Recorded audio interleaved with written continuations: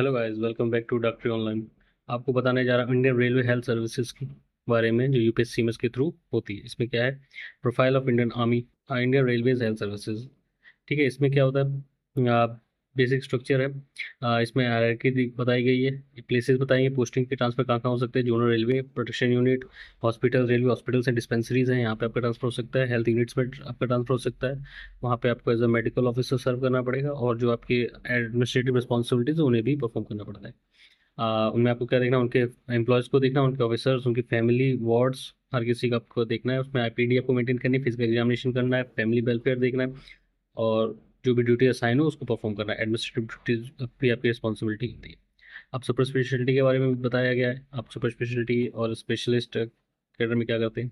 आप recruitment process क्या क्या हो सकता है। एडीएमओ बनने के लिए आप यूपीएससी थ्रू डायरेक्ट रिक्रूटमेंट होती है। डीएमओ जैसे डिविजनल मेडिकल ऑफिसर, एडीएमओ तो असिस्टेंट डिविजनल मेडिकल ऑफिसर।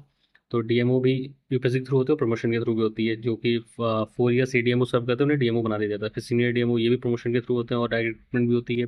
इसे 4 ईयर सर्विस मांगते हैं as a grade of DMO. और एडीएमओ के बाद 9 ईयर सर्विस में आप सीनियर डीएमओ बन जाते हैं। एडीएस जूनियर स्किल जो बीडीएस के थ्रू होते हैं, additional additional divisional dental surgeons. ठीक है, इसके बाद एलिजिबिलिटी क्राइटेरिया के बारे में आगे बताया गया है। इसमें एडीएमओ के लिए एमबीबीएस पास आउट होना चाहिए, डीएमओ के लिए एमबीबीएस डिग्री होनी चाहिए, पोस्ट ग्रेजुएट होना चाहिए, degree diploma and subsequent experience के साथ। फिर सीनियर डीएमओ के लिए आप सुपर स्पेशलिटी के बाद मतलब डीएम एमसीएच कंप्लीट करने के बाद यू कैन ज्वाइन।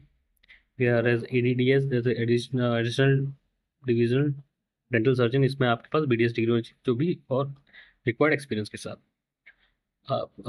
उसके बाद जो एक्सपीरियंस के बारे में मैंने बताया वो दिखाया गया इसमें।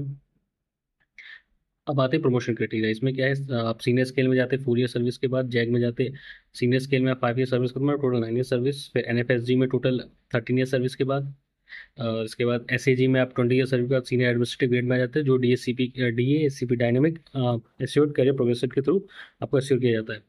ठीक है, इसमें अब डीजीआरएच बताया, डीएमओ बताया गया है level 10, DMO level 11, senior DMO level 12, senior DMO level 13। Promotion बताया गया, लेवल सैलरी बताई गई है। इसके बाद आप एडीएमओ जूनियर स्किल में 14 वीक्स फाउंडेशन ट्रेनिंग होनी चाहिए, जो एडीएमओ के लिए 14 वीक्स ट्रेनिंग होती है। और डीएमओ जाते हैं उनकी 2 to 4 वीक्स ट्रेनिंग होती है नायर वडोदरा में। ठीक है, stay tune for further information. मेरी साइड से आज यही था। बाय।